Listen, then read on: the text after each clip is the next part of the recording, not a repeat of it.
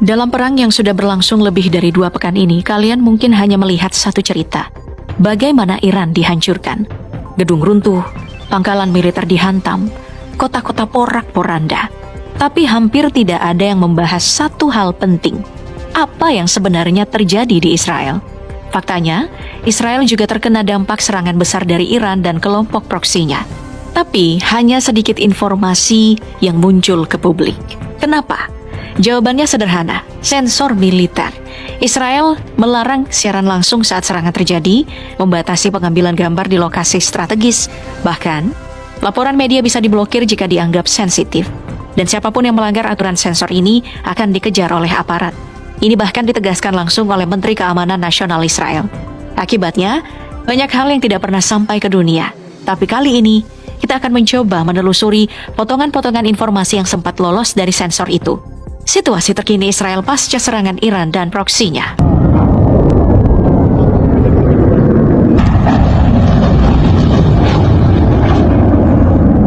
Sejak konflik ini memanas, publik dunia hampir selalu disuguhi gambaran yang sama. Israel itu tampak kuat, sistem pertahanan mereka bekerja, dan sebagian besar serangan berhasil dicegat. Tapi sekarang, kita coba melihat sisi lain dari cerita ini.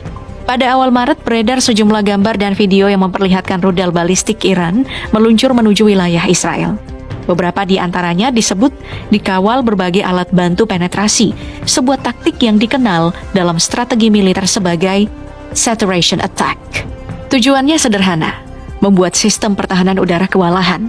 Serangan semacam ini biasanya menggabungkan banyak rudal sekaligus, umpan radar, dan berbagai gangguan elektronik, agar sistem pencegat harus menghadapi terlalu banyak target dalam waktu bersamaan. Dalam situasi seperti ini, setiap interseptor yang ditembakkan bernilai sangat mahal, bisa mencapai jutaan dolar per unit dan stoknya terbatas. Hasilnya, beberapa serangan dilaporkan berhasil menembus pertahanan dan memicu sirene peringatan udara di berbagai wilayah Israel. Untuk pertama kalinya sejak eskalasi ini meningkat, sirene berbunyi berulang kali di banyak kota dalam satu hari yang sama.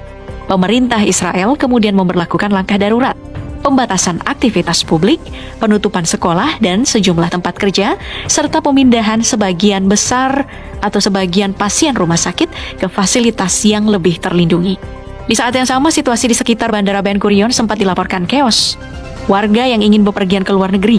Sementara di Tel Aviv, muncul aksi demonstrasi yang menuntut diakhirinya perang. Dan semua ini barulah permulaan.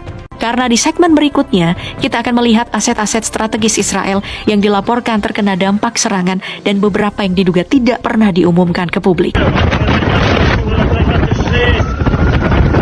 Категория 5 меня просто сдувает. Я на крыше 20-го этажа. Смотрите, что творится. Господи, камни. Di dalam Israel, ada sejumlah target vital yang dilaporkan terkena dampak serangan. Informasi lengkapnya memang tidak selalu terbuka. Tapi beberapa potongan rekaman dan laporan yang sempat beredar memberi gambaran bahwa serangan tidak hanya menyasar area kosong. Dalam salah satu gelombang serangan yang disebut sebagai gelombang ke-28, kawasan industri Holon di wilayah Tel Aviv dilaporkan terkena serangan.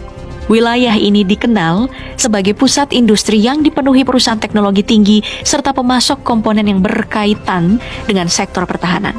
Rekaman yang muncul menunjukkan kepulan asap hitam tebal di udara. Namun detail mengenai tingkat akan kerusakan atau lokasi tepatnya tidak dipublikasikan secara luas.